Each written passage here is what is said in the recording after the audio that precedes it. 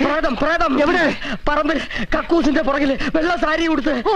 അത് നീ അവിടെ ചെന്ന് കുത്തിയിരുന്നപ്പോ നിന്റെ നേരെ കണ്ടതായിരിക്കും. ഞാൻ വെള്ള സാരി കൊടുത്തോണ്ടല്ലോ കുത്തിയിരുന്നത്. ഇത് തമ്പുരാട്ടിയുടെ പ്രേതം തന്നെ. തമ്പുരാനും ഉണ്ടായിരുന്നു. ഭാര്യ ആദ്യം അയച്ചതായിരിക്കും നമ്മളെ കുറിച്ച് അന്വേഷിക്കാൻ. ഇത് പ്രേതം തന്നെ. വെള്ള സാരി, പുക, പാട്ട്, നമ്മൾ രണ്ടും കട്ട പുക. പാട്ട്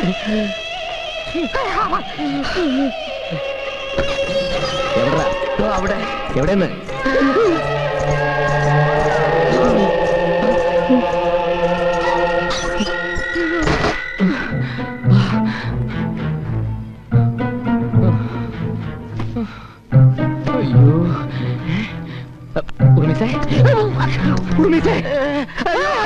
ഇത് ഞാനാ. ഇപ്പൊ വക്കീലിന് വിശ്വാസമായോ? ഇത്രയും കാലം വിശ്വാസമില്ലായിരുന്നു. പക്ഷെ ഇപ്പൊ ഈ പ്രേതങ്ങൾ ഒത്തുതീർപ്പിന് വഴങ്ങോ? ഒടുക്കത്തെ തീർപ്പിനേ വഴങ്ങൂ. ഞാൻ നോക്കിയിട്ട് ഇതിന് രക്ഷപ്പെടാൻ ഒരൊറ്റ വഴിയെ കാണുന്നുള്ളൂ. എന്ത് വഴി? ഈ വഴി. ഇതിനടിയിൽ കൂടി വഴി ഉണ്ടായിരുന്നോ? ഓഹോ, ത്വരങ്കം.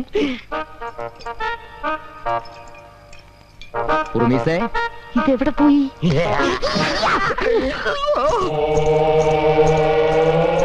ഇതാണ് വഴി. ഇതിലൊരു 3 എണ്ണം ഫിറ്റ് ചെയ്താൽ പേടിയൊക്കെ പമ്പ അടക്കും.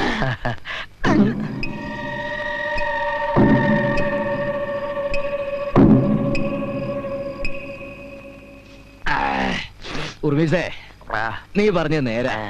2 എണ്ണം അടിച്ചപ്പോ മനസ്സിനൊരു ധൈര്യം തോന്നുന്നു. അതല്ലേ ഇതിന്റെ ഒരു ഗുണം.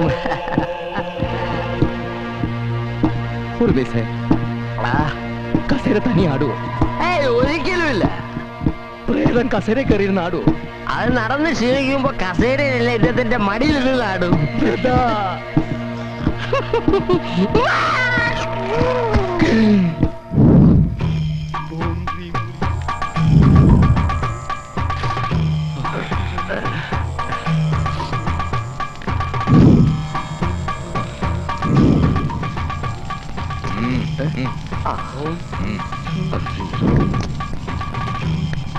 ആരാണ് ആദ്യം പ്രേതത്തെ കണ്ടത്?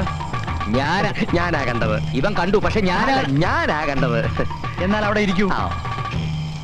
ആദ്യം കണ്ട ആള് മാത്രം ഇരിക്കട്ടെ. ചിരിക്കണ്ട, കണ്ണടച്ച് പ്രാർത്ഥിച്ചോളൂ.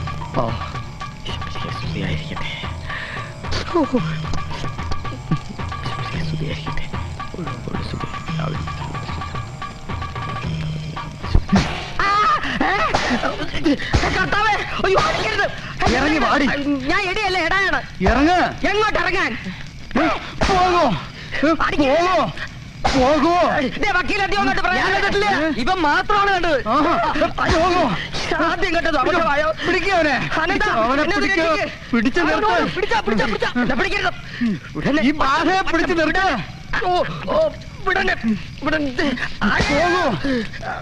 പോകോ പോകോ.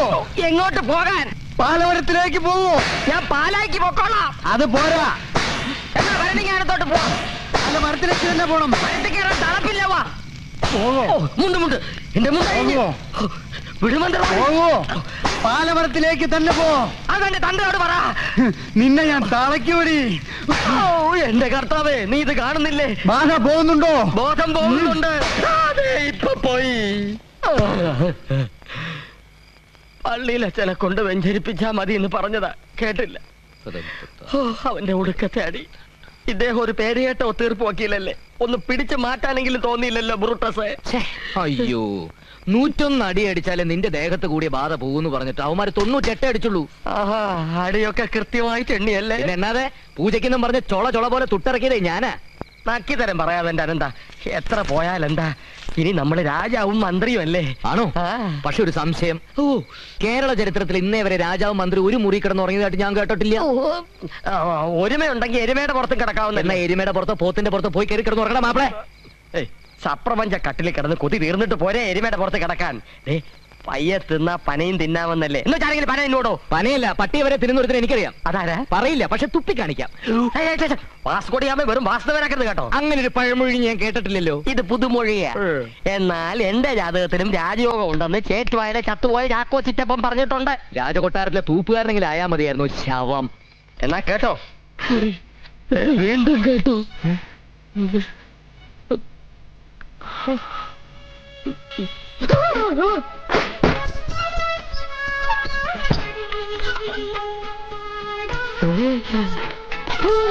അതെന്ത്?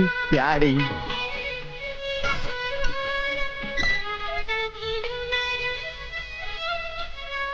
കൂടെ തന്നെ നിന്നോണേ.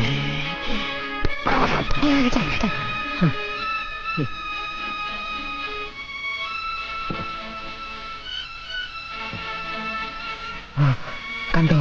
ഇല്ല. അത്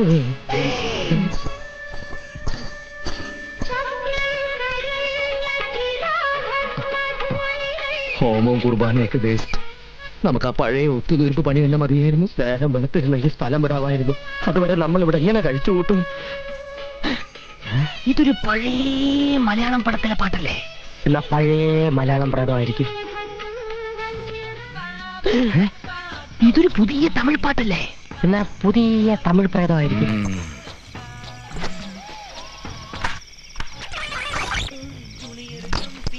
ഈശ്വര ചതിച്ചോ?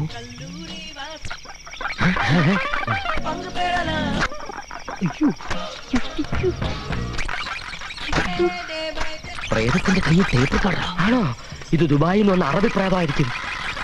അല്ലടാ പുല്ലേ, ഇത് മനുഷ്യപ്രേതമാടാ. അവള്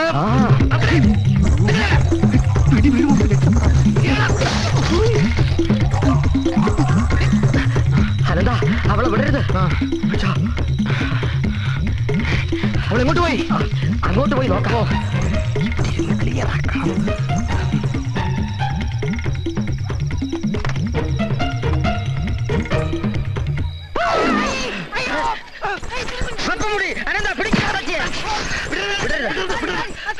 മൊട്ടച്ചി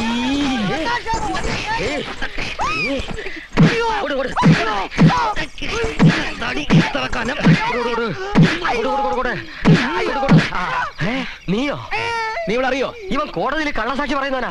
ആണോടാ? സാക്ഷി സാക്ഷി സാക്ഷി എല്ലാരും അറിയും. നീ എന്തിനാ ഈ വേഷം കെട്ടി ഇവിടെ? ജീവിതം തന്നെ ഒരു വേഷം കെട്ടലല്ലേ ചേട്ടാ? അത് രാത്രി അതാടാ ഫിലോസഫി. ചേട്ടൻ ഇനി എന്നെ ഇങ്ങനെ പേടിപ്പിച്ചോ? ഞാൻ വിട്ട് പറയടാ, എന്തിനാ ഈ വേഷം കിട്ടിയത്?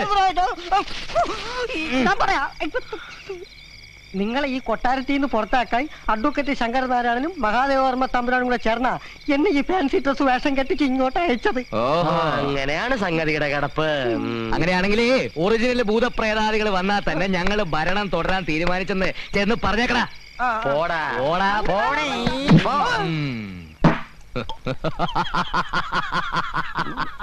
ഓ, എന്തിനായി കൊലച്ചിരി? ഇത് വീരകേസരി അനന്തം തിരുമനസ് വാഴുന്ന കൊട്ടാരമാണ് എനിക്ക് തോന്നിയത്. ഞാൻ ചെയ്യും. ഞാൻ അറിയാതെ നേരത്തെ വീശിയല്ലടാ. വേണ്ട, എടാ പോടാന്ന് വിളിച്ചാലുണ്ടല്ലോ, തിരുമനസാണ് നിന്നെ. അല്പന ഐശ്വര്യം കിട്ടിയാൽ അർദ്ധരാത്രിക്ക് കുട പിടിക്കുമെന്ന് കേട്ടിട്ടുണ്ട്. പക്ഷെ ഇദ്ദേഹത്തിനെ പോലെ മുത്തുകുടം പിടിച്ചുകൊണ്ട് നടക്കുന്ന ഒരു അല്പന ഞാൻ ആദ്യമായിട്ടാണ് കാണുന്നത്. അതേടാ, അല്പം തന്നെയാ. മുത്തുക്കുട പിടിക്കും, നട്ടുച്ചയ്ക്കും പിടിക്കും, നട്ട പാതിരയ്ക്കും പിടിക്കും. നിനക്ക് ഇവിടെ നിക്കണമെന്നുണ്ടെങ്കിലേ എന്റെ മന്ത്രിയായിട്ട് ഇവിടെ കഴിഞ്ഞോണം. അല്ലെങ്കിൽ കെട്ടും കെട്ടി നിന്റെ മഞ്ഞപ്പുറയ്ക്ക് പോടാ മാപ്പിളെ. ഗുമസ്തന്മാർക്ക് ഈ നാട്ടില് പഞ്ഞൊന്നുമില്ല. പക്ഷേ ഈ കൊട്ടാരത്തിന്റെ റിസീവർ എന്ന് പറയുന്നത് ഈ അനന്തപത്രമല്ല.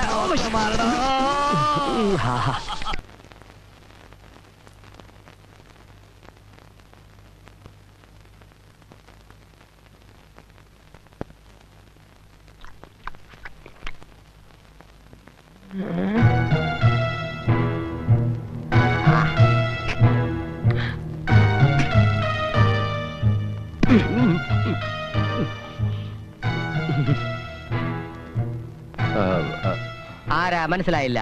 ഞാൻ നന്ദനവർമ്മ. എങ്ങനെ വർമ്മ? നന്ദനവർമ്മ കൊല്ലപ്പെട്ട തമ്പുരാട്ടിയുടെ ഇളയ സഹോദരൻ. അതുകൊണ്ട് തന്നെ ഈ പാലസിന്റെ ഏറ്റവും അടുത്ത അവകാശി. IPC 102. അവകാശം ആർക്കാണെന്ന തർക്കം കോടതിയിലാണല്ലോ. സാറ് വന്നത് ഇവിടെ എല്ലാം കൃത്യമായി നടക്കുന്നുണ്ടോന്ന് അറിയാൻ. 2 പഴയ ക്ലോക്കുകൾ കൃത്യമായി നടക്കുന്നില്ല, ബാക്കിയൊക്കെ കൃത്യമായിട്ട് നടക്കുന്നുണ്ട്. എനിക്ക് അവകാശമുള്ള മുതലിനെ കുറിച്ച് എനിക്ക് ആദ്യം കാണാതിരിക്കോ? റിസീവർമാര് ഭരിച്ച് നന്നാക്കിയ ചരിത്രമല്ല, നശിപ്പിച്ച ചരിത്രം എന്ന് വരെ കേട്ടിട്ടുണ്ട്. അങ്ങനെയുള്ളവർ കാണും, പക്ഷെ ഞങ്ങൾ അത്രക്കാരല്ല. We are Mr. Cleans. ചക്കരക്കുടം കണ്ട അരിക്കാത്ത ഈച്ചകളുണ്ടോ? അരിക്കാത്ത ഈച്ച ആഫ്രിക്കയിലുണ്ട്, മണിയനീച്ച. ഉർമീസേ, ഇല്ലേ?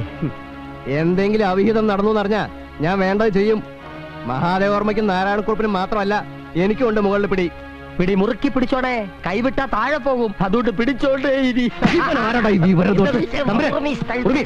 തമ്പുരാൻ ധൈര്യമായിട്ട് പോവാ. നിങ്ങൾ അവകാശികൾ ഭരിക്കുന്നതിനേക്കാൾ ഭംഗിയായിട്ട് ഞങ്ങൾ ഭരിക്കും, ലാഭം ഉണ്ടാക്കും. അത് സർക്കാരിലേക്ക് ഒരു പൈസ പോലും വെട്ടിക്കാതെ അടക്കുകയും ചെയ്യും. ആ, അങ്ങനെ തന്നെ നടന്നാ കൊള്ളാം.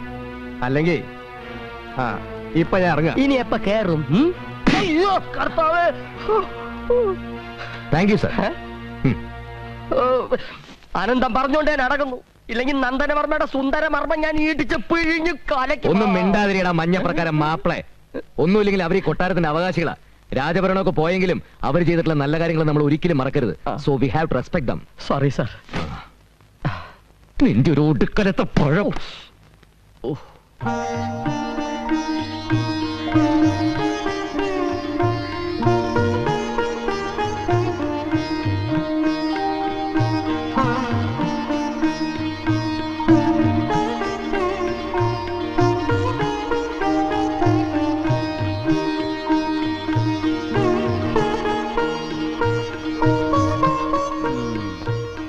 എന്താ കുറച്ച് ദിവസമായിട്ട് ഞാൻ ശ്രദ്ധിക്കുന്നു, പതിവായിട്ടൊരു സന്ധ്യാദീപ കാഴ്ച. സന്ധ്യാ നേരത്ത് ഐശ്വര്യമുള്ളൊരു പെൺകുട്ടി നിന്ന് ദീപം തെളിക്കുന്നത് കാണാൻ തന്നെ ഒരു ഐശ്വര്യമാണ്. മെഴുകുതിരി വെളിച്ചം മാത്രം കണ്ട് ശീലിച്ച നിന്നോടൊന്നും പറഞ്ഞിട്ട് കാര്യമില്ലടാ മരങ്ങോടം മാപ്പിളെ.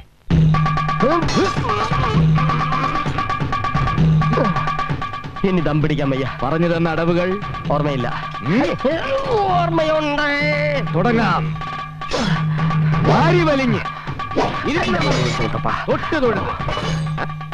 ഇടത് മാറി വലത് മാറി നിന്ന് തിരിഞ്ഞമർന്ന് വലിഞ്ഞൊഴിഞ്ഞ്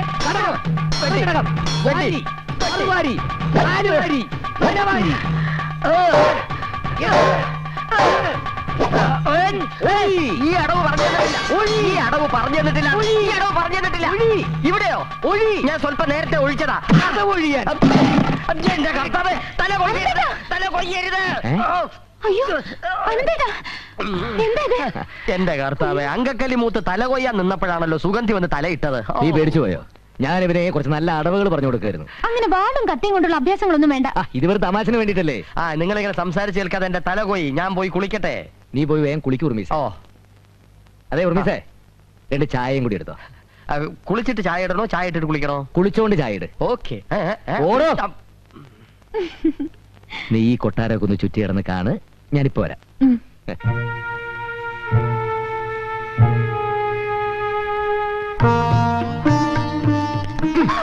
എങ്ങനെയുണ്ട് കൊട്ടാരൊക്കെ ചുറ്റിക്കണ്ട? അയ്യോ, ഇത്രയും വലിയ കൊട്ടാരത്തില് അനന്തേട്ട ഒറ്റയ്ക്കാ താമസിക്കുന്നേ? എന്റെ കൂടെ ആ പിശാശുണ്ട്. ചായ റെഡി. വിളിച്ച് കൂവണ്ട, ഹോട്ടലല്ല. നിന്നോട് ആരാ കൊണ്ട് ചായ കൊണ്ടുവരാൻ പറഞ്ഞത്? വക്കീലല്ലേ പറഞ്ഞ ചായ ഇട്ടുകൊണ്ടുവരാൻ? ഇടാനല്ലേ പറഞ്ഞല്ലോ, കൊണ്ടുവരാൻ പറഞ്ഞില്ലല്ലോ. ഓഹോ, ചായ ഇടാൻ പറയുമ്പോഴാണ് കൊണ്ടുവരാൻ പറയുമ്പോ കൊണ്ടുവരണം. വേണം. എനിക്ക് രോഗം മനസ്സിലായി. ഞാനിപ്പോ കൊട്ടാരത്തിലെ കട്ടുറുമ്പായി മാറിയല്ലേ. സാറേ, കണ്ണാടി നന്നായാൽ ചങ്ങാതി വേണ്ടാത്തൊരു ചൊല്ലുണ്ടറിയോ? അയ്യേ, ഈ ചായയിൽ എന്തോ സോപ്പ് ചോദിക്കുന്നുണ്ടല്ലോ. കുളിച്ചോണ്ട് ചായ ഇട്ടാ പിന്നെ സോപ്പല്ലാതെ സോഡ ചോദിക്കൂ. ഞാൻ വക്കീലും. തലവരയ്ക്കൊരു തിളക്കം വെച്ചപ്പോ കിടച്ച സൗഭാഗ്യം, ഇത് ശനിദശയുടെ ഒടുക്കം കിട്ടിയ സാക്ഷാൽ രാജയോഗം. തലവരയ്ക്കൊരു